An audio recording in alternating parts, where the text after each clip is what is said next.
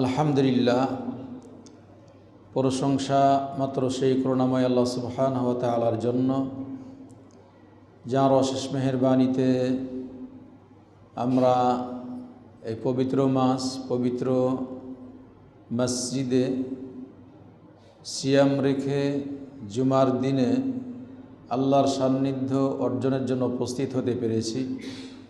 যে মহান আল্লাহ সুবহানাহু ওয়া তাআলা আমাদেরকে উপস্থিত করেছেন, তার দরবারে জানাই লাখ লাখ সিজদায়ে শুকুর। আলহামদুলিল্লাহ, অসংখ্য দুরূদ তাসলিম বর্ষিত হোক আখিরি পেগাম মানব জাতির মুক্তির দিশারি জনাবে মুহাম্মদ রাসূলুল্লাহ সাল্লাল্লাহু আলাইহি সাল্লামের উপর। আল্লাহুম্মা সাল্লি আলা মুহাম্মাদিন ওয়া আলা আলি মুহাম্মাদ কামা সাল্লাইতা আলা ইব্রাহিম ওয়া আলা আলি ইব্রাহিম ইন্নাকা হামিদুম মাজিদ। আল্লাহুম্মা বারিক আলা মুহাম্মাদিন ওয়া আলা আলি মুহাম্মাদ কামা বারাকতা আলা ইব্রাহিম ওয়া আলা আলি ইব্রাহিম ইন্নাকা হামিদুম মাজিদ। রব্বি ইশরাহ লি সাদরি ওয়া ইয়াসসির লি আমরি ওয়াহলুল উকদাতাম মিন লিসানি ইয়াফকাহু কওলি। আল্লাহুম্মা ইন্নী আসআলুকা ইলমান নাফিআ ওয়া রিজকান তাইয়্যিবা ওয়া আমালান মুতাকাব্বালা। আমরা মানব জাতি, মানুষ মানেই মরণশীল। আমরা একদিন দেখছিলাম, নিজেকে অনেক ছোট দেখেছিলাম।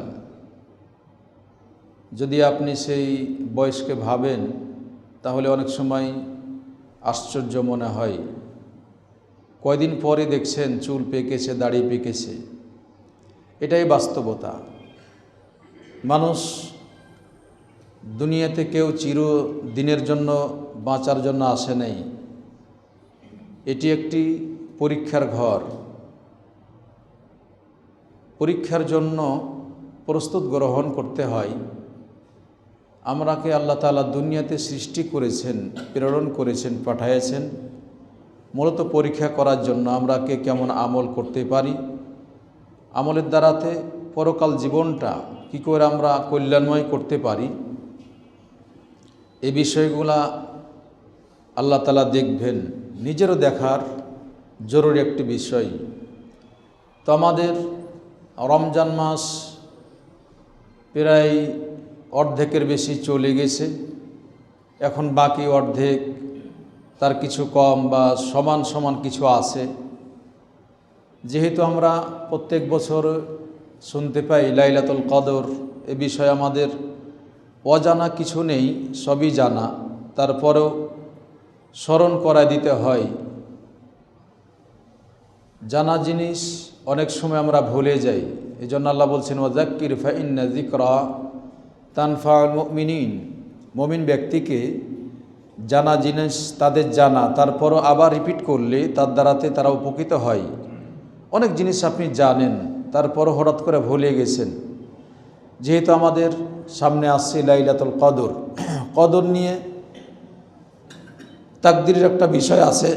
সেখান থেকেই কদর আমাদের সমাজে আমরা রমজান মাসের পূর্বে পেয়েছি শাবান মাস। শাবান মাস কেন্দ্রিক শবে বারাত নামে একটি আমল আছে আমাদের অনেক ভাইয়ের মাঝে। যে আমলটি তারা করতে গিয়ে তারা বলে থাকে যে শবে বারাতেই তাকদীর লিপিবদ্ধ করা হয়।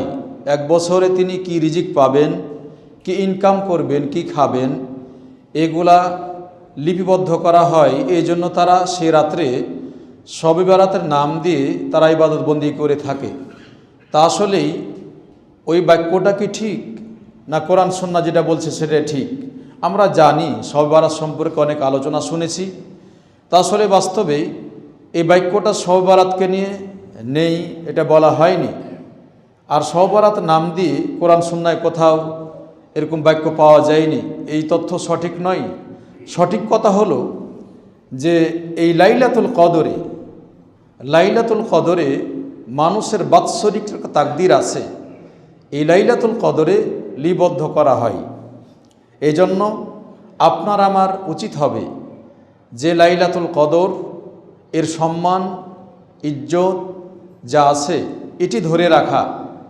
আমরা যেমন নিজেকে মনে করি যে নিজেদের সম্মান আছে, ইজ্জত আছে, অনুরূপভাবে শরীয়তের যে বিষয়গুলো আছে প্রত্যেকটি বিষয় আল্লাহর পক্ষ থেকে এবং এর একটা সম্মান ইজ্জত আছে। এই জন্য আল্লাহ বলছেন, ওয়ামান ইউআযযিম শাআইরাল্লাহ ফাইন্নাহা মিন তাকওয়াল কুলুব।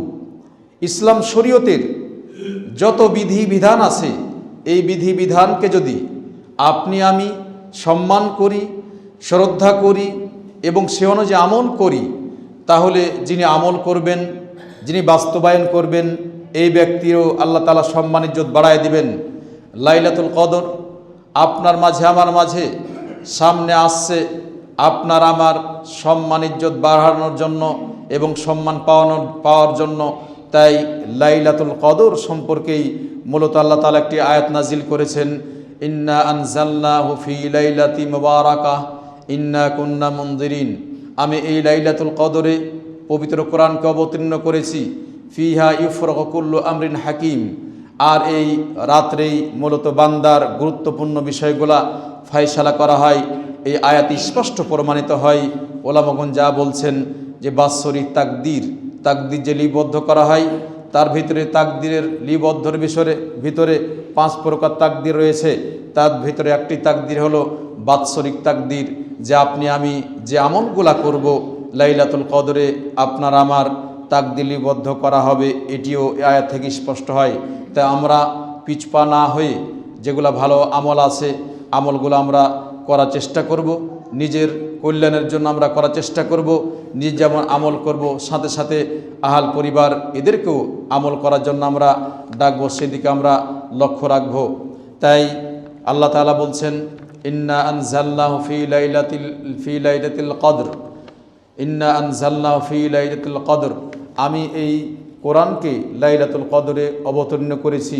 ওমা আদরাকা মা লাইলাতুল কদর, কদরটা কি তোমরা কি জানো? এরপর আল্লাহ বলছেন, লাইলাতুল কদরি খায়রুম মিন আলফি শাহর।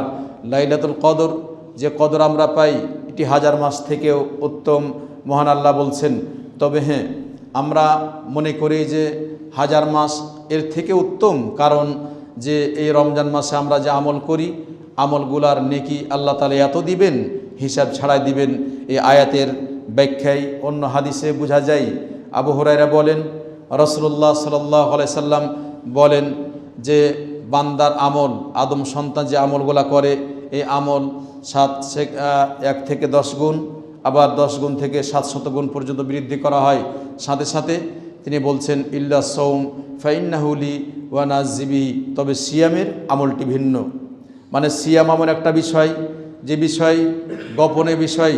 যদি আপনি সিয়াম রাখার পর খেয়ে নেন, পেট পুরে খেয়ে নেন, পানি পান করেন বা অন্য কিছু করেন, কেউ দেখার নাই, কিন্তু অন্য আমল করলে মানুষ দেখতে পায়, এটি গোপন বিষয়। এই জন্য সিয়ামের নেকি আল্লাহ তাআলা যে দিবেন, আসৌমলি ওয়া নাজিবিহি, তিনি বলছেন সিয়াম যেহেতু আমার জন্য রাখা হয়, এই সিয়ামের গোপন একটি আমল আমাকে ভয় করে রাখা হয়, এই জন্য আমি এর নেকি দিব, হিসাব ছাড়াই আমি নেকি দিব। এই হাদিসে আয়াতের ব্যাখ্যায় হচ্ছে যে আল্লাহ তাআলা যে লাইলাতুল কদর আমরা যদি ইবাদতবন্দি করি, আল্লাহ লাইলাতুল কদর আমরা পেয়ে যাই, তাহলে শুধু 1000 মাস নয়, তার থেকেও কত যে তিনি নেকি দিবেন, নেকির হিসাব ছাড়াই তিনি নেকি দিবেন। এই জন্য আমরা আমলগুলা করার চেষ্টা করি এবং যেগুলো আমল আছে আমরা বাস্তবায়ন করার চেষ্টা করি। তাই আবু হুরায়রা বলছেন, আল্লাহ রাসূল সাল্লাল্লাহু আলাইহি সাল্লাম বলেন, মান সামা রমাদানা ঈমানান ওয়া ইহতিসাবান গুফিরা লাহু মা তাকাদ্দাম মিন যামবি। যে ব্যক্তি ঈমান এবং নেকির আশা নিয়ে সিয়াম রাখবে, এই ব্যক্তির পূর্বের পাপগুলা ক্ষমা হয়ে যাবে। আমরা এই হাদিস আগেও শুনেছি, এখনও শুনছি, তবে এখানে একটি আকীদার বিষয় গোপনীয় আছে, যেটা হলো যে মুসলিম ব্যক্তি ছাড়া, ইমানদার ব্যক্তি ছাড়া অন্য কাউরি সিয়াম কবুল হবে না। সাথে সাথে আরেকটি বিষয় ওলামাগণ যা বলছেন, আপনার আকীদা স্বচ্ছ হতে হবে। আকীদা যদি ভেজাল হয়, আকীদার ভিতরে শিরক থাকে, আকীদার ভিতরে ত্রুটি থাকে, তাহলে আপনার সিয়াম কবুল হবে না, আপনার ঈমানের ত্রুটি রয়েছে। এই জন্য আল্লাহ রাসূল সাল্লাল্লাহু আলাইহি সাল্লাম শর্ত লাগায় দিয়েছেন, যে ব্যক্তি ঈমান এবং নেকির আশা নিয়ে সিয়াম রাখবে, এই ব্যক্তির পূর্বের পাপগুলা ক্ষমা করা হবে। তাহলে ঈমান শর্ত, প্রথমে ঈমান শর্ত হয়েছে, আকীদা শর্ত হয়েছে। যে ব্যক্তিরা রমজান মাসে যদি কেউ কবরের কাছে সিজদা দেয়, নজর মানে টাকা দেয়, ফুল দেয়, আরও যাবতীয় যা কাজ আছে আমরা অবলোকন করি, আমরা দেখতে পাই এই কাজ করে, সাথে সাথে সিয়ামও যদি সে রাখে তাহলে এই হাদিসের ভাষায় তার সিয়াম কবুল হবে না। এই জন্য স্বচ্ছ ইমানদার যেমন হতে হবে, স্বচ্ছ আকীদা হতে হবে, স্বচ্ছ আপনার পিওর খাঁটি ইমান নিয়ে যদি আপনার সিয়াম হয় তাহলে কবুল হবে। এই বিষয়টি এখানে বলা হয়েছে। তাই তিনি আবারও আমি বলছি, আল্লাহ রসুল সাল্লাল্লাহু আলাইহি ওয়াসাল্লাম বলছেন, যে ব্যক্তি ঈমান এবং নেকির আশা নিয়ে সিয়াম রাখবে এই ব্যক্তির ঈমান সিয়ামের কারণে সিয়াম কবুল হবে, এর পূর্বের পাপগুলা ক্ষমা হয়ে যাবে। ওলামাগণ এই হাদিসের ব্যাখ্যা বলছেন যে ছোট পাপগুলা মোচন হবে, ছোট পাপ মোচন হবে। তাহলে আপনার প্রশ্ন থেকে যায়, ছোট পাপ যদি মোচন হয় তাহলে বড় পাপগুলা কোথায় যাবে? যে এ বিষয়ে ওলামাগণ উল্লেখ করেছেন যে আমরা সিয়াম যে রাখি ফজর পর থেকে নিয়ে সূর্য ডুবা পর্যন্ত দোয়া কবুলের সময় প্রত্যেক দিন আল্লাহ তাআলা দোয়া কবুল করেন সিয়াম রেখে। যদি আপনি আমি আল্লাহকে ডাকার মতো ডাকতে পারি তাহলে আল্লাহ তাআলা আপনার আমার দোয়া কবুল করবেন এবং পাপগুলা ক্ষমা করে দিবেন। এজন্য সিয়াম রাখার পরে যদি আপনি খালিস অন্তরে তাওবা করেন তাহলে আপনার ছোট বড় যত পাপ রয়েছে সিয়াম রাখার মাধ্যমে এগুলা মোচন হয়ে যাবে, আল্লাহ তাআলা পাপগুলা মোচন করে দিবেন। তাই আমরা রমজান মাস পেয়েছি, রমজান মাসে প্রত্যেক দিন আমরা আল্লাহর কাছে বেশি বেশি ইস্তিগফার করে ক্ষমা চাওয়ার জন্য আমরা চেষ্টা করব। যদি আপনি বেশি বেশি ক্ষমা চান, ইস্তিগফার করেন, তাহলে দেখবেন যে যদি তাওবা করেন, খালিস অন্তরে তাওবা করেন, যেমন ছোট পাপ মোচন হবে সাথে সাথে বড় পাপগুলা মোচন হয়ে যাবে। আল্লাহর কাছে আমরা প্রার্থনা করি আল্লাহ যেন আমাদের এই রমজান মাসের মাধ্যমে আমাদের বড় পাপগুলা যেমন ক্ষমা, ছোট পাপ যেমন ক্ষমা, বড় পাপগুলা ক্ষমা নেওয়ার তৌফিক দান করেন। এই জন্য অন্য হাদিসে আল্লাহ রাসূল সাল্লাল্লাহু আলাইহি সাল্লাম বলছেন, তুবা লিমান ওয়াজাদা ফি সহিফাতিহি ইস্তিগফারান কাসীরা। ওই ব্যক্তি কতই না সৌভাগ্যবান যে ব্যক্তির দাফতারে, যে ব্যক্তির খাতায়, যে ব্যক্তির আমল নামায় বেশি বেশি ইস্তেগফার রয়েছে, এই ব্যক্তি সব থেকে বেশি সৌভাগ্যবান। এই জন্য আমরা সিয়াম রাখার পরে আপনি রাস্তাতে বের হয়েছেন, আপনি কোনো কাজকর্মে আসেন, বাড়ি থেকে বের হয়েছেন বা বাড়িতে আসেন, যেই কোনো অবস্থায় আপনি বেশি বেশি ইস্তেগফার করুন। আস্তাগফিরুল্লাহ, আস্তাগফিরুল্লাহ, আস্তাগফিরুল্লাহ। এটি ছোট ইস্তেগফার, এটি সবাই পড়তে পারবে। আপনি আল্লাহকে বলছেন, হে আল্লাহ তোমার কাছে ক্ষমা প্রার্থনা করছি, আস্তাগফিরুল্লাহ, তোমার কাছে ক্ষমা প্রার্থনা করছি। আরও একটু বাড়ি আপনি বলেন, আস্তাগফিরুল্লাহ ওয়া আতুবু ইলাইহি। হে আল্লাহ তোমার কাছে ক্ষমা প্রার্থনা করছি আর তোমার কাছে তাওবা করছি। আমি যে অন্যায়গুলা করেছি, আমি অনুতপ্ত হয়েছি, আর জীবনে যে পাপগুলা করেছি এই পাপ আর করব না, তোমার দিকে আমি রুজু হচ্ছি। আপনি যদি এইভাবে বারংবার বলতে থাকেন, যে অন্তর থেকে পানি বের হয় না, যার চোখে পানি বের হয় না, বেশি বেশি ইস্তিগফার করলে নিশ্চিত জেনে রাখেন আপনার অন্তরে পানি এবং চোখে পানি আসতে বাধ্য হবেন। এই জন্য আপনি আমি বেশি বেশি ইস্তিগফার করার মাধ্যমে আল্লাহর কাছে আমরা ক্ষমা চাই। তাই আল্লাহ তাআলা বলছেন সূরা নূহে, তিনি বলছেন, ফাকুলতু আস্তাগফিরু ইন্নাহু কানা গাফফারা ইরসিলিস সামা আলাইকুম মিদরারা ওয়া ইমদিদকুম বিআমওয়ালি ওয়া বানিন ওয়া ইয়াজআল লাকুম জান্নাতিন ওয়া ইয়াজআল লাকুম আনহারা। আল্লাহ তাআলা বলছেন যে ইস্তিগফারের মাধ্যমে আল্লাহ তাআলা অনেক ক্ষমা করে দেন। ফাকুলতু আস্তাগফিরু ইন্নাহু কানা গাফফারা, তিনি ক্ষমা করে দেন। ওয়া ইরসিলিস সামা আলাইকুম মিদরারা, ইস্তিগফারের মাধ্যমে ইস্তিগফার করলে আসমান থেকে তিনি বৃষ্টি বর্ষণ করেন। ওয়া ইমদিদকুম বিআমওয়ালি ওয়া বানিন, এর সাথে সাথে তিনি বলছেন যে ধন সম্পদ আল্লাহ তাআলা বৃদ্ধি করে দেন। আমরা বর্তমানে ধন সম্পদ নিয়ে আমরা অনেক ছোটাছুটি করছি, এটাই বাস্তবতা যে ধন সম্পদ না থাকলেও আপনার জীবন চলে না, পরিবার চলে না, গাড়ি বাড়ি হয় না, খাওয়া হয় না, এগুলো দরকার। তাই আল্লাহ তাআলা বলছেন ইস্তিগফার করলে তিনি যেমন ক্ষমা করবেন, ইস্তিগফার করলে তিনি আসমান থেকে বৃষ্টি বর্ষণ করবেন, ইস্তিগফার করলে তিনি ধন সম্পদ বৃদ্ধি করে দিবেন, ইস্তিগফার করলে তিনি সন্তান সন্ততি দান করবেন। ওয়া ইমদিদকুম বিআমওয়ালি ওয়া বানিন, সন্তান সন্ততি দান করবেন। আর কি করবেন? ওয়া ইয়াজআল লাকুম জান্নাতিন ওয়া ইয়াজআল লাকুম আনহারা। আর তিনি আপনার আমার যে জমিন আছে, এই জমিনে আপনার আমার যে জমিন আছে, এই জমিনে কেউ ধান লাগায়, কেউ ফল গাছ লাগায়, কেউ আঙ্গুর গাছ লাগায়, আর যা আপেল লাগায়, যে যা লাগাই না কেন এই বাগানে, এই জমিনে আল্লাহ তাআলা ক্ষেত দ্বারা আপনার পরিপূর্ণ করে দিবেন। তাই আমরা যদি ইস্তিগফার করি, যেমন রমজান মাসে সিয়াম রেখে বেশি বেশি ইস্তিগফার করলে ছোট পাপ মোচনের সাথে সাথে আল্লাহ তাআলা বড় পাপ মোচন করে দিবেন। এরপরে তিনি বলছেন ওমান কামা রমাদানা ঈমানান ইহতিসাবান গুফিরা লাহু মা তাকাদ্দাম মিন যামবি, যে ব্যক্তি ঈমান এবং নেকির আশা নিয়ে তারাবির সালাত হোক অথবা তাহাজ্জুদ সালাত হোক, কিয়ামুল লাইল করবে, এই ব্যক্তিরও পূর্বের পাপগুলা ক্ষমা করা হবে। আপনি এই রাত্রে যদি রাত্রে কিয়ামুল লাইল তারাবির সালাত পড়েন, এই রাত্রে যদি না পারেন শেষ রাতে আপনি পড়েন, সাথে সাথে তাওবা করেন, ইস্তেগফার করেন, আপনার পূর্বের পাপগুলা ছোট পাপ যেমন মোচন হবে, বড় পাপ মোচন হয়ে যাবে, যা এই হাদিস থেকে স্পষ্ট বোঝা যায়। এরপর আল্লাহ রাসূল সাল্লাল্লাহু আলাইহি ওয়াসাল্লাম বলছেন ওমান কামা লাইলাতুল কদরি ঈমানান ইহতিসাবান গুফিরা লাহু মা তাকাদ্দাম মিন যামবি। তারপরে তিনি বলছেন যে ব্যক্তি ঈমান এবং নেকির আশা নিয়ে লাইলাতুল কদরে ইবাদত বন্দি করবে, এই ব্যক্তিরও পূর্বের পাপগুলা ক্ষমা হয়ে যাবে। লাইলাতুল কদর সম্মানিত রাত্রি, সম্মানিত রাত। এই রাত্রে আপনার আমার ইবাদত বন্দিগুলা বেশি বেশি আমরা করার চেষ্টা করি। তাই এই হাদিসেও এখানে স্পষ্ট হয় ঈমান এবং নেকির আশা, একটি বাক্য এখানে আছে, নেকির আশা যেই কোনো ইবাদত আপনি করবেন, আর ইবাদতে যদি আপনার নেকির আশা না থাকে তাহলে ইবাদত কিন্তু কবুল হবে না। এই জন্য আমরা যেমন সিয়াম রাখবো, সিয়াম রাখার সাথে সাথে নেকির আশা আল্লাহর কাছে প্রার্থনা করব, রাত্রে সালাত পড়ব, ঈমান নেকির আশা নিয়ে সাথে সাথে নেকির আশা থাকবে। যেমন সালাত আদায় করব, নেকির আশা থাকা লাগবে। যেমন লাইলাতুল কদরে ইবাদত বন্দি করব, নেকির আশা থাকা লাগবে। 3 নম্বরে আপনার আমার নেকির আশার সাথে সাথে আরেকটা বিষয় যোগ করতে হবে, অ্যাড করতে হবে, তা হলো ভয় ভীতি, যে আমলটি যে করলাম আল্লাহর কাছে গ্রহণ হলো কি হলো না, মঞ্জুর হবে কি হবে না, এই জন্য ভয় ভীতি থাকা। আপনি ইবাদত বন্দি করলেন আর মনে করলেন মনে হয় কবুল হয়ে যাবে, এটি কিন্তু নয়। হজ করার পরে হজ কবুল হওয়ার জন্য আল্লাহর কাছে প্রার্থনা করতে হয়, সিয়াম করার পরে সিয়াম কবুল হওয়ার জন্য আল্লাহর কাছে প্রার্থনা করতে হয়। ভয় থাকা লাগে। দান সাদকা করেছেন, যে মানুষ অনেক দান সাদকা আমরা করি, কিন্তু দান সাদকাও করলাম, এখন কবুল হলো কি হলো না, এই বিষয়টি দেখার দরকার। তাই আল্লাহর ভালোবাসা সাথে সাথে নেকির আশা, এর সাথে ভয় ভীতি যে এগুলা কবুল হলো কি হলো না। তাই ইবাদত যেমন আমরা করব আল্লাহকে ভালোবাসে, সাথে সাথে তার কাছে নেকির আশা আমরা প্রার্থনা করব, সাথে সাথে আর একটা আমরা চাবো যে আল্লাহ তুমি আমার আমলগুলা কবুল করো, যাতে আমি পরকালে জান্নাত পেতে চাই।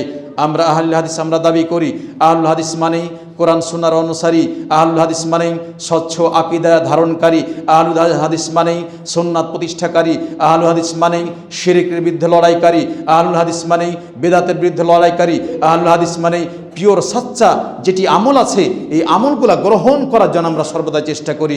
এই জন্য রমজান মাস এসেছে, আপনি ইচ্ছামতো সিয়াম রাখলেন, মানুষের সাথে গণ্ডগোল করলেন, ঝগড়া ফাসাদ করলেন, হিংসা বিদ্বেষ করলেন, গীবত তহমাত করলেন, অন্যায় কাজ ছাড়তে পারলেন না, এটি কিন্তু সিয়াম, এই সিয়াম কবুল হবে না। এই জন্য এই হাদিস থেকে স্পষ্ট হয় যে আমল যাতে কবুল হয় এদিকে আপনাকে আমাকে লক্ষ্য রাখতে হবে। এই জন্য উম্মাহাতুল মুমিনিন আয়েশা রাদিয়াল্লাহু তাআলা আনহা তিনি বলছেন, আল্লাহ রাসূল সাল্লাল্লাহু আলাইহি সাল্লাম বলেন, তাহাররাউ লাইলাতুল কদরি ফিল বিত্রিল মিনাল আশরিল আওয়াখির মিন রমাদান। তিনি বলছিলেন আমরা যে লাইলাতুল কদর তালাশ করব, এই ক্ষেত্রে তালাশের রাত্রিগুলা আল্লাহ রাসূল সাল্লাল্লাহু আলাইহি সাল্লাম আমাকে বলে দিয়েছেন, শেষ দশকের দিকে আমরা লাইলাতুল কদর ইবাদত বন্দি করার জন্য আমরা চেষ্টা করব। অনেকে আমরা মনে করি যে রাত পরিপূর্ণ রাত আপনাকে জাগতে হবে, বা এই অনেকেই ভয়ে আপনার আগে ঘুমিয়ে পড়েন। বাস্তবতা কিন্তু এটি আপনাকে বলছে না আপনি যে পরিপূর্ণ রাত জেগেই ইবাদতবন্দি করতে হবে। আপনার সাধ্যমতো আপনি ইবাদতবন্দি করবেন। পরিপূর্ণ রাত জাগার আপনার যদি ক্ষমতা না হয়, আপনি যতটুকু পারবেন ততটুকু সময় আপনি করেন, সেই সময় আপনাকে বলা হচ্ছে সাধ্যমতো ইবাদতবন্দি করেন। যিনি পারবেন বেশি তিনি বেশি করেন, যিনি একটু কম পারবেন তার সাধ্য অনুযায়ী আপনি করেন। আপনি যদি মনে করেন যে আমি এই প্রত্যেক রাত্রে হাফ ঘন্টা করে ইবাদত বন্দিগির মাধ্যমে আমি লাইলাতুল কদর রাত্রিগুলা উদযাপন করব, সেটিই আপনি করতে পারবেন। আপনার সাধ্যমতো ইবাদত বন্দিগি যদি আপনি করেন আর ওই লাইলাতুল কদর ওই রাত্রিতে হয়ে যায়, ইনশাল্লাহ আপনি নেকি পেয়ে যাবেন। এজন্য আল্লাহ রাসূল সাল্লাল্লাহু আলাইহি সাল্লাম বলছেন, তাহাররাউ লাইলাতুল কদর মিনাল আশরিল আওয়াখির মিন রমাদান। শেষ দশক তোমরা ইবাদত বন্দি করার জন্য চেষ্টা করো, পরিশ্রম করো, তোমাদের সাধ্যমতো ইবাদত বন্দি করো। অন্য হাদিসে আয়েশা রাদিয়াল্লাহু তাআলা আনহা তিনি বলছেন, উম্মাহাতুল মুমিনিন তিনি বলছেন, ইযা দাখালাল আশরু ইশতাদ্দা মি'জারা ওয়াহিয়া লাইলা ওয়াইকাযা আহলাহু। তিনি বলছেন যে আল্লাহ রাসূল সাল্লাল্লাহু আলাইহি সাল্লাম বলেন, যখন শেষ দশক চলে আসত তখন তিনি মাজা বেঁধে নিতেন। মাজা বাঁধা অর্থ ওলামাগণ যা বলছেন যে স্ত্রী পরিবার থেকে, যার স্ত্রী পরিবার রয়েছে তাদের থেকে একটু দূরে থাকতেন। আপনাকে আমি বলছি না যে আপনি দূরে থাকবেন, কিন্তু আল্লাহ রসুল সাল্লাল্লাহু সাল্লামের এই হাদিসের ভাষায় ওলামাগণ এই ব্যাখ্যাতে বোঝাচ্ছেন যে ইবাদত বন্দিগি বেশি বেশি করার জন্য চেষ্টা করতেন, যে এত বেশি বেশি যাতে আপনার ভয় থাকতো যে আমার ইবাদত বন্দিগুলো কবুল হয় কি হয় না, আমি এ রাত্রি আর নাও পেতে পারি, হতে পারে আপনার আমার জীবনের এই শেষ দশকই মনে হয় এই রমজানে শেষ হয়ে যেতে পারে। অনেক ভাই ছিল, অনেক বাবাকে পেয়েছেন, অনেক ছেলে পেয়েছেন, অনেক বন্ধু পেয়েছেন, যারা গত রমজানে ছিল, এ রমজানে তাদেরকে আর দেখতে পাচ্ছেন না। তারা দুনিয়ার মায়ায় ছেড়ে দিয়ে তারা পরকালের জীবনে, তাদের আসল জীবনে তারা পরকালে চলে গেছে। সেটি তো আপনার জীবন আমার জীবন হতে পারে। এই জন্য আল্লাহ রসুল সাল্লাল্লাহু আলাইহি সাল্লাম মাজা বাঁধতেন, অনেক বেশি ইবাদত বন্দি করতেন। এরপরে বলছেন ওয়াহিয়া লাইলা, তিনি রাত্রি জাগরণ করতেন, রাত্রিকে জীবিত করতেন। তিনি যেমন রাত্রি জেগে জেগে ইবাদতবন্দি করতেন, সাথে সাথে ওয়াইকাযা আহলাহু, তার পরিবারকেও জাগাতেন, আহাল পরিবারকে জাগাতেন। আমরা মনে করি নিজেরাই শুধু ইবাদতবন্দি করব, আহাল পরিবার ও তাদের প্রতি লক্ষ্য রাখার দরকার নাই। এটি কিন্তু এই হাদিসে বোঝা যায় না। আপনার আদর্শ, আমার আদর্শ, আল্লাহ রসুল সাল্লাল্লাহু আলাইহি সাল্লাম আদর্শ, তিনিই হলেন আমাদের মডেল। তাই আল্লাহ রসুল সাল্লাল্লাহু আলাইহি সাল্লামের আদর্শ যদি আমরা গ্রহণ করি, তাহলে আমরা পারিবারিক জীবনে ইহকাল কল্যাণ, পরকালী কল্যাণ জীবন আমরা লাভ করতে পারবো ইনশাআল্লাহ। তাই তিনি শেষ দশকে যেমন নিজে ইবাদতবন্দি করতেন, তেমন সাথে সাথে আহাল পরিবারকেও জাগাতেন। আমরা অনেক সময় দেখি এখন রমজান মাস খাওয়ার জন্য রাত্রে যখন আমরা উঠি, পরিবারকে আপনি যতটুকু পারবেন তাদেরকে সহযোগিতা করবেন। মা বোনেরা এখানে আসেন, কারণ মা বোনদের একটা আশা থাকে যে আমার পরিবার, আমার স্বামী আমার কাছে এসেও কিছু হেল্প করবে, এটাও তারা কিন্তু আশা করে। উম্মাহাতুল মুমিনিনকে জিজ্ঞেস করা হয়েছিল যে আল্লাহ রসুল সাল্লাল্লাহু আলাইহি সাল্লাম বাড়িতে কি করেন? তিনি বলছিলেন যে বাড়িতে তিনি আমাদের বাড়ির কাজ যেগুলো আছে এই কাজে সহযোগিতা করেন। যখন মসজিদে আজান হয়ে যায় তখন তিনি মসজিদ চলে যান। তাই এই রমজান মাস রাত্রিতে যখন মা বোনেরা পাক করার জন্য ওঠে, ওই সময় আপনিও কিছু ইবাদতবন্দি করার সাথে সাথে মা বোনদের একটু সময় দিবেন, যাও তুমি একটু সালাত পড়ো অথবা কোরআন তেলাওয়াত করো, আল্লাহকে ডাকো। এইভাবে পরস্পরে যদি আপনারা সহযোগিতা করি তাহলে উভয়ের কিন্তু কল্যাণ হয়। এই হাদিসে এটাই স্পষ্ট করছে যে আপনি যেমন নিজে ইবাদতবন্দি করবেন, সাথে সাথে মা বোনদের সুযোগ দিবেন। তা আল্লাহ রসুল সাল্লাল্লাহু আলাইহি সাল্লাম বলছেন ওয়াইকাযা আহলাহু, তিনি জাগতেন, পরিবারকে জাগাতেন, তিনি জাগতেন, পরিবারকে জাগাতেন, তিনি জাগতেন, পরিবারকে জাগাতেন। পরিবারকে অবহেলা করে নয়, বরং আপনি যে জান্নাত চান, ওই জান্নাত থেকে আপনি চান না যে আপনার স্বামী স্ত্রী একসাথে জান্নাত যাবেন, অবশ্যই চান। এই জন্য যেহেতু চান, বিধায় তাদেরও ইবাদত বন্দিগির একটা সুযোগ করে দেওয়ার জন্য আল্লাহ রসুল সাল্লাল্লাহু আলাইহি সাল্লাম বলছেন। তাই শেষ দশক আসবে যে আমরা ইবাদত বন্দি করার চেষ্টা করি। এই জন্য আল্লাহ রসুল সাল্লাল্লাহু আলাইহি সাল্লাম অন্য হাদিসে আমরা পাই, আবু হুরায়রা বলেন যে আল্লাহ তাআলা বলেন, আল্লাহ রসুল সাল্লাল্লাহু আলাইহি সাল্লাম বলেন, আল্লাহ তাআলা প্রত্যেক রাত্রের তৃতীয় অংশে নেমে আসেন। এরপরে বলেন মাইয়াদউনি ফাস্তাজিবা লাহু মাইয়াসআলুনি ফাউতিয়া লাহু মাইয়াস্তাগফিরনি ফাগফির লাহু। তাহলে আমরা লাইলাতুল কদরে যে ইবাদতবন্দিগুলা কী ধরনের হতে পারে, আমরা কিভাবে আমরা করতে পারি। আমরা অনেকেই একটা বিষয় নিয়ে বিড়ম্বনায় পড়ি যে আমরা জানি কিয়ামুল লাইল, এই তারাবির সালাত আর তাহাজ্জুদ সালাত একই সালাত। জি, এটাই সঠিক কথা। তবে এর অর্থই নয় যে আপনি যদি এই রাত্রে তারাবির সালাত পড়ে নেন আর ওই রাত্রে কিছু পড়তে পারবেন না, এটি বলা হয়নি। কারণ অন্য হাদিসে আবু হুরায়রা বলছেন আল্লাহ রসুল সাল্লাল্লাহু আলাইহি সাল্লাম একদিন তিনি ফজরের সালাত আদায় করলেন, তারপর বেলাল রাদিয়াল্লাহু তাআলা আনহুকে বললেন, ও বেলাল, তুমি কোন এমন আমল করেছো যে আমলের কারণে জান্নাতে দেখলাম তুমি আমার সামনে দৌড়াচ্ছ, তোমার জুতার আওয়াজ শুনলাম, তুমি কোন আমল করো যে আমলের কারণে আমার সামনে তুমি দৌড়াচ্ছ জান্নাতে? আল্লাহ রসুল সাল্লাল্লাহু আলাইহি সাল্লামকে তিনি বললেন, হে আল্লাহ রসুল সাল্লাল্লাহু আলাইহি সাল্লাম, আমার জীবনে এমন কোন আমল আছে আমার মনে হয় না, তবে একটি আমল করি, এটা মনে পড়ছে। আমি যখন অজু করি তখন ওই 2 রাকাত সালাত পড়ি। দুইভাবে হাদিসটি রয়েছে, যখন অজু করি 2 রাকাত সালাত পড়ি, আবার আর এক হাদিসে তিনি বলছেন, যখন আমি উজু করি আমার সাধ্যমতো ইবাদতবন্দি করি। এই হাদিস আজ কেন কিয়ামত পর্যন্ত আমল জারি থাকবে। আপনি যখন উজু করলেন, রাত্রে আপনি যদি উজু করেন, আপনার মন চাচ্ছে আপনি রাত্রে তারাবির সালাত পড়েছেন, হঠাৎ করে ঘুম ভেঙেছে, ঘুম ভাঙার পরে আপনি টয়লেটে গেছেন, আপনার প্রয়োজন সেরেছেন, তারপর উজু করেন। উজু করার পরে আপনি পুরো এই সালাত এটি নয়, কারণ এই সালাত যাবে তখন উজুর সালাত। বিলাল রাদিয়াল্লাহু তাআলা আনহু যে আমল করেছেন এই আমল আপনি করতে পারবেন। আপনি 2 রাকাত সালাত অথবা 4 রাকাত আরও বেশি সালাত আপনি পড়তে পারবেন, কারণ হাদিসে স্পষ্ট আছে যে তিনি সাধ্যমতো পড়তেন।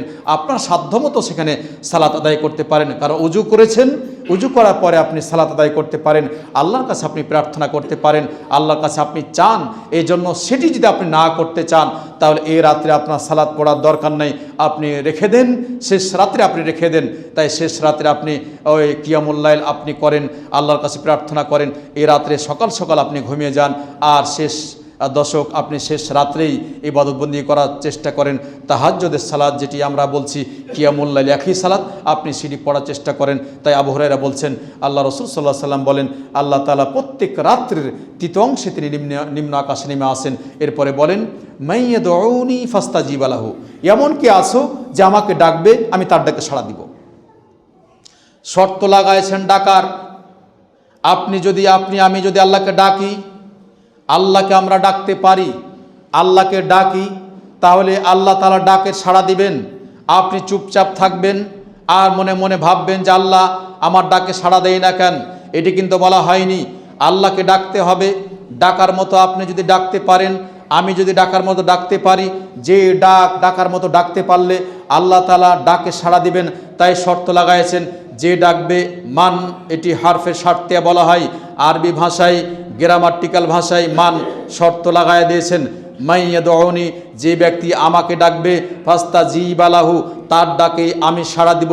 শর্ত লাগাইছেন, ডাকলে তার উত্তর দিবেন যে আমি তার প্রতিদান আমি দিব। ডাকে তিনি সাড়া দিবেন, কি বলে ডাকছেন তখন তিনি সেটি গ্রহণ করবেন, মঞ্জুর করবেন। তাই আমি প্রত্যেক রাত্রে তৃতীয় অংশে আল্লাহ তাআলাকে ডাকার অভ্যস্ত করি। সাথে সাথে যেহেতু লাইলাতুল কদর সামনে আসছে, এই রাত্রিগুলো আরও বেশি বেশি ইবাদতবন্দি করার সাথে সাথে আল্লাহর কাছে ক্রন্দন করি, আল্লাহর কাছে প্রার্থনা করি। একটি উদাহরণ এখানে সেট করা যায়। সেই উদাহরণ, মা বোন এখানে আছেন, একটি বাচ্চা যখন হয় ঘুমায়ে থাকে অথবা খেলাধুলার মাধ্যমে ব্যস্ত থাকে, আর তখন মা বোন এই ছোট বাচ্চাকে সহজে তার দুধ পান করাতে চাই না। তার মানে ও তো বুঝে না যে তার খিদে লেগেছে নাকি। এই বাচ্চা যখন একবার দুইবার ক্রন্দন করে, এত খেয়াল রাখে না। যখন বাচ্চাটি অনেক অঝর নয়নে কাঁদতে লাগে, তখনই মা মনে করেন এই বাচ্চার দুধের প্রয়োজন, তাকে খিদে পেয়েছে, তখনই বাচ্চাকে নিয়ে যেয়ে তাকে দুধ পান করাই। আমি যদি শুধু হাত উত্তোলন করি আর বলি আল্লাহ আমাকে এটা দাও, তাহলে আপনি এত সহজে আল্লাহ দিয়ে দিবেন, এটি কিন্তু বলা হয়নি। চোখের পানি আপনি ক্রন্দন করুন, চোখের পানি আপনি ফেলুন, আপনার চোখের পানি পড়তে হবে, আল্লাহর কাছে চাওয়ার মতো চাইতে হবে। কাকতি মিনতি করে যদি আপনি চাইতে পারেন তাহলে তিনি ক্ষমা করবেন। বারবার যখন আল্লাহকে ডাকবেন, আল্লাহ তাআলা আমার এই জিনিসের দরকার, এবং ডাকতে ডাকতে চোখের পানি পড়েছে যখন দেখবে, আল্লাহ তাআলা তখনই আপনার এই দোয়া কবুল করবেন, চাওয়া পাওয়া ইনশাআল্লাহ তখনই দিবেন। তাই বলছেন যে আমাকে ডাকবে আমি তার ডাকে সাড়া দিব। ওয়াইদা সালাকা ইবাদি আন্নি ফাইন্নি করিব, আমার বান্দা যখন আমার কাছে চাবে, যখন চাওয়ার মতো চাইবে, আমি তাকে বলে দাও, আমার সম্পর্কে জিজ্ঞেস করলে, আমার কাছে কিছু চাইলে বলে দাও আমি তার নিকটে বলে। আমাদের সমাজে কিছু মানুষ আছে, এরা বলে থাকে আল্লাহ সর্বত্র বিরাজমান। এই আয়াতের ব্যাখ্যা এটা বোঝা যায় না।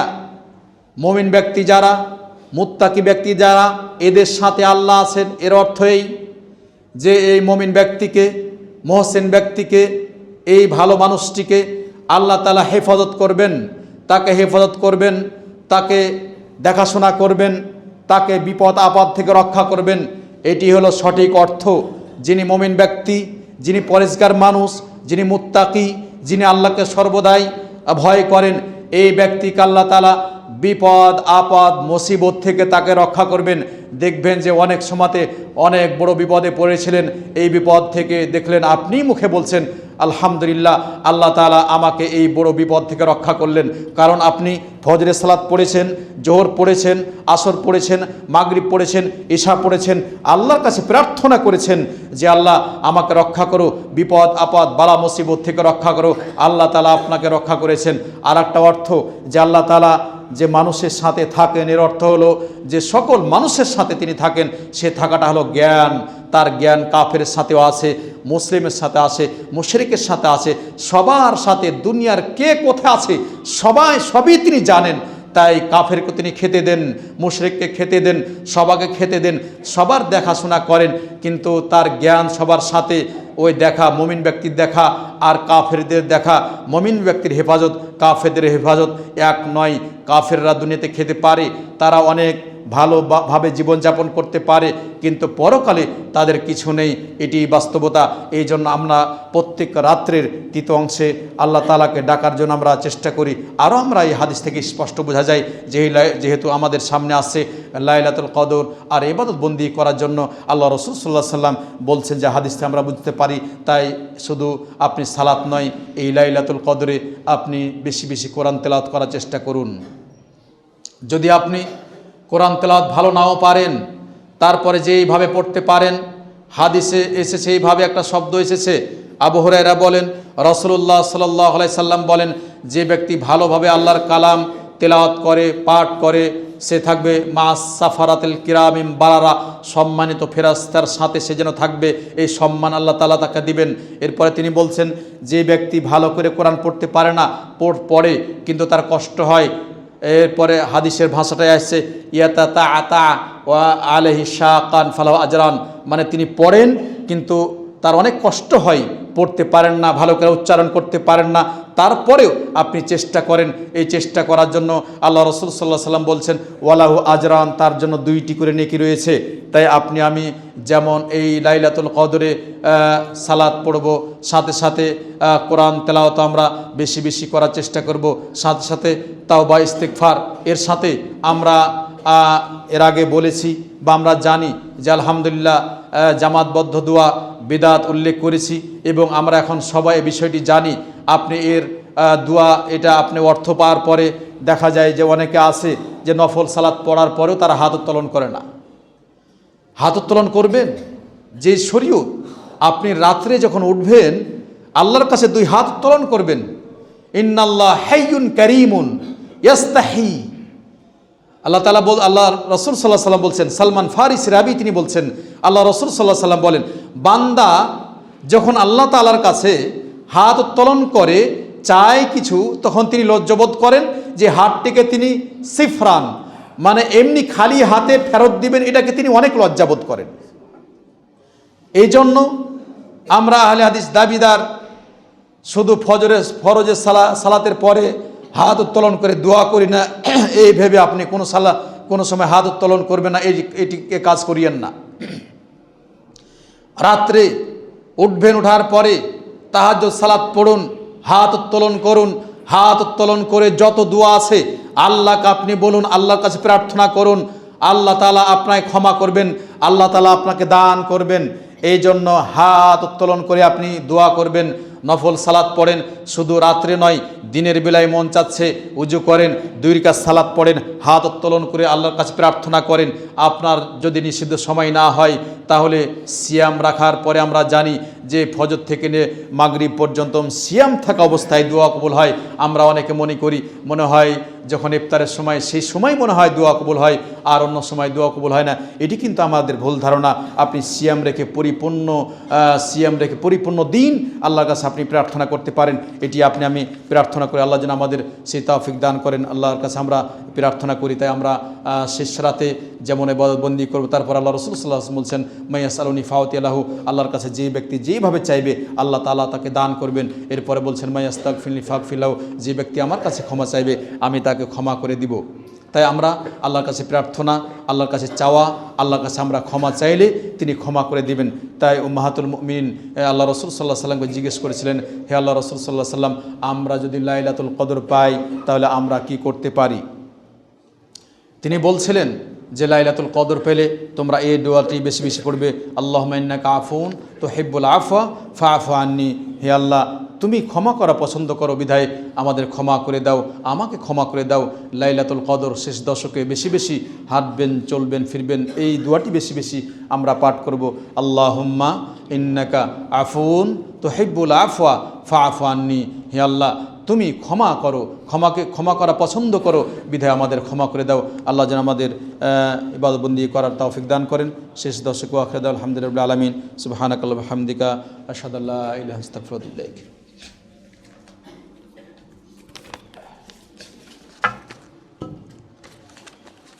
এই রাত্রে আমরা লাইলাতুল কদরে যেমন ইবাদতবন্দি করি, সাথে সাথে এই রাতের সাথে আপনারা আছে এতেকাফ আছে।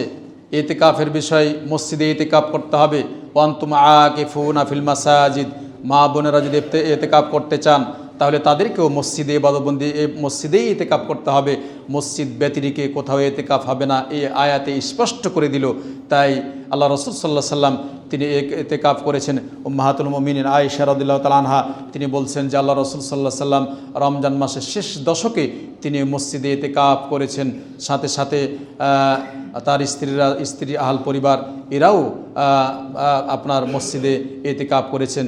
আপনার যদি কোনো মসজিদে এতেকাফ করার ব্যবস্থা থাকে, মা বোনদের কোনো সমস্যা না থাকে, যদি এরকম হয় তাহলে মা বোনেরা মসজিদে এতেকাফ করতে পারেন। তাদের অনেক মা বোন আছেন হয়তো আহাল পরিবার নেই বা বিধবা বা তার কেউ নেই, আর যদি এই মসজিদে নিরাপত্তা থাকে, কোনো সমস্যা না থাকে, সেক্ষেত্রে তারা মসজিদে এতেকাফ করতে পারে। তাই এতেকাফের বিষয়গুলো আমরা দেখব যে এতেকাফ অর্থই যে নিজেকে আটক রাখা। এতেকাফ অর্থই যে আপনি জিকির আজকারের মাধ্যমে আল্লাহর কাছে প্রার্থনা করছেন, আল্লাহর সাথে আপনার দৃঢ় সম্পর্ক হচ্ছে। তার মানে এতেকাফ আপনি লাইলাতুল কদরে শেষ দশকে, আল্লাহ রাসূল সাল্লাল্লাহু আলাইহি ওয়াসাল্লাম আমরা যেটা জানি শেষ দশক তিনি জাগ্রত হতেন। যদি আমরা সেটা না পারি তাহলে অন্তত বিজোড় রাত্রিগুলা আপনার 21 রাত আছে, তারপর আপনার আছে 23 রাত আছে, তারপর 27 রাত আছে, 25 রাত আছে, 29 রাত আছে। এই রাত্রিগুলোতে আমরা ইবাদতবন্দির মাধ্যমে আমরা কাটাতে পারি, যা ইতিপূর্বে আমাদের বলা হলো। এই জন্য এতেকাফের প্রতি আমরা লক্ষ্য করব। এতেকাফ যারা করবেন সেক্ষেত্রে কিছু নিয়মকানুন বেঁধেছেন উম্মাহাতুল মুমিনিন। তিনি বলছেন as-সুন্নাতু আলাল মুতাকাফি আল্লা ইয়াউদা মারিদান ওয়ালা ইয়াশহাদু জানাজাতান। যিনি এতেকাফ করবেন তিনি অসুস্থ ব্যক্তির সেবা শুশ্রূষাতে যাবেন না, জানাজা সালাতে যাবেন না। এর সাথে তিনি বলছেন স্ত্রী সহবাস এগুলা থেকে দূরে থাকবে। সাথে সাথে যদি সে বের হয় তাহলে তার প্রয়োজন ছাড়া বের হতে পারবে না। হয়তো পেশাব পায়খানার হয়তো মসজিদে নেই বা কোথাও যেতে হচ্ছে, এরকম যেতে হয় তাহলে প্রয়োজন ছাড়া বের হয়ে যেতে পারবে না। ওয়ালা ইতিকাফ ইল্লা বিসিয়াম বিসাওমিন, আর সিয়ামকারী এতেকাফ করবেন, সিয়াম থেকেই এতেকাফ করতে হবে। ওয়ালা ইতিকাফ ইল্লা মসজিদ জামে, সাথে সাথে এখানে বলছে মসজিদ জামে, যে মসজিদে জুমার সালাত হয় এই মসজিদেই। হাদিসটি বলছেন আবু দাউদ রাহিমাহুল্লাহ হাদিস নিয়েছেন, হাসান সহিহ হাদিসে বর্ণনা করেন। যদিও কোনো আলেম ওলামা বলেছেন যদি মসজিদে জুমা মসজিদে না যেতে পারে অন্য মসজিদে এতেকাফ করতে পারে, তারপরও সে যেহেতু আলহামদুলিল্লাহ এখন আমাদের মসজিদ জামে মসজিদের অভাব নেই, প্রত্যেকটা মসজিদই খুতবা হয় আলহামদুলিল্লাহ, আর এই মসজিদের অভাবও নেই, বিধায় আমরা মসজিদে জামেই আমরা জুমা মসজিদেই আমরা এতেকাফ করার চেষ্টা করব। এতেকাফের বিষয়গুলো আমরা লক্ষ্য করার চেষ্টা করব। সাথে সাথে যেহেতু লাইলাতুল কদর বলা হলো, আর একটি হাদিস বলে আমি শেষ করে দেব।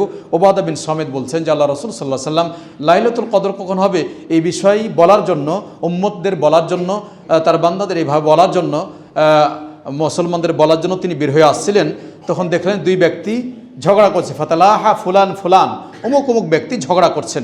আয়েশা বললেন যে লাইলাতুল কদর হচ্ছে এটি বলার জন্য, কোন রাত্রে হবে এটি বলার জন্য আমি বের হয়ে আসছিলাম, কিন্তু তোমাদের ঝগড়ার কারণে আমাকে ভুলে দেওয়া হয়েছে। এই জন্য আমাদের শেষ দশক আমরা লাইলাতুল কদর তালাশ করার জন্য আমরা চেষ্টা করব। যেহেতু ভুলিয়ে দেওয়া হয়েছে এটা আমাদের জন্য কল্যাণ, কারণ একটি রাত হলে সেই রাত্রি মানুষ ঝগড়া করত, এই রাত্রি মানুষ ঝগড়া, আর এই রাত্রি অনেক কিছুই মনে হয় তারা ইবাদত বন্দিকে এত মনোযোগ দিত না। এই জন্য আল্লাহর পক্ষ থেকে এই যে তাকে ভুলিয়ে দেওয়া হয়েছে এটা কল্যাণ, যাতে একটা জিনিস পাওয়ার জন্য আমরা আল্লাহর কাছে প্রার্থনা করি, বেশি ক্রন্দন করি, আল্লাহর কাছে চাই। এই জন্য নির্দিষ্ট করে আমরা কোনো রাতকে ফিক্স করে দিব না যে অমুক রাত্রি মনে হয় আপনার লাইলাতুল কদর হয়ে যাবে, কোনো সময় 21 রাত্র হতে পারে, কোনো সময় 25 হতে পারে, আপনি কোনো সময় অন্য রাত্রেও হতে পারে। এই জন্য আমরা লাইলাতুল কদর তালাশ করার জন্য এই রাত্রিগুলোতে আমরা চেষ্টা করবো। আল্লাহ যেন আমাদের সে তৌফিক দান করেন। আর হাদিসে, বুখারীর হাদিস, মুসলিমের হাদিস রয়েছে, কিছু আলামত রয়েছে যে এই রাত্রিগুলোতে আল্লাহ রাসূল সাল্লাল্লাহু আলাইহি সাল্লাম যে রাত্রিতে লাইলাতুল কদর হয়েছিল, এই রাত্রিতে তিনি স্বপ্ন যেন দেখছেন যে এই রাত্রিতে বৃষ্টি হচ্ছে আর তিনি কাদামাটিতে সিজদা দিচ্ছেন। যদি এরকম হয়, কিছু আলামত পাওয়া যায় যে মেঘমালা এরকম কিছু হয়, তাহলে হাদিসের ভাষা বোঝা যায় সে রাত্রির লাইলাতুল কদর হতেও পারে। আল্লাহ যেন আমাদের লাইলাতুল কদর এতে কাপ করা এবং শেষ দশক আমরা আমল ইবাদতবন্দি করতে পারি। আল্লাহ যেন আমাদের সে তৌফিক দান করেন। সাথে সাথে আমরা কোরআন তেলাওয়াত, ভালো কাজ বেশি বেশি আমরা করতে পারি। আরও আমরা মনে রাখবো যে প্রত্যেক রাত্রে তৃতীয় অংশে যেমন আল্লাহ তাআলা নেমে আসেন, সাথে সাথে আল্লাহ রাসূল সাল্লাল্লাহু আলাইহি সাল্লাম বলছেন ওয়ালিল্লাহি ওয়াতাকা মিনান নার ওয়া যালিকা কুল্লা লাইলাতিন, প্রত্যেক রাত্রে অসংখ্য মানুষকে জাহান্নাম থেকে মুক্তি দান করেন। জি, আর আপনি দানের, এই রমজান মাস দানের হাতগুলো আপনি বাড়াবেন। আল্লাহ রাসূল সাল্লাল্লাহু আলাইহি সাল্লাম খুব বেশি দান করতেন। ইবনে আব্বাস, আর 2 মিনিট আপনাদের দিব, একটা বিরক্ত হবেন না, আমি ছেড়ে দেব। ইবনে আব্বাস বলছে যে আল্লাহ রাসূল সাল্লাল্লাহু আলাইহি সাল্লাম যেমন এই মাসে বেশি বেশি কোরআন তেলাওয়াত করতেন, সাথে সাথে খুব বেশি বেশি দান সাদকা করতেন। যেমন দ্রুত বেগে বাতাস চলে যায়, দ্রুত বেগে বাতাস, তার থেকে বেশি দান করতেন। এই জন্য আমরা জানি যেমন দান, যেমন সিয়াম, যেমন কোরআন তেলাওয়াত, এগুলা করলে আল্লাহ তাআলা হিসাব ছাড়াই আমাদের নেকি দিবেন। আল্লাহ যেন আমাদের ভালো কাজ করা, দান সাদকা করা, আরও যেগুলো আমল আছে করা তৌফিক দান করেন। আল্লাহ যেন আমাদের কল্যাণ দান করেন। আল্লাহর কাছে আমরা দোয়া করি, আল্লাহ এই মসজিদকে তুমি কোরআন শোনার মারকাজ হিসেবে তুমি কবুল করো।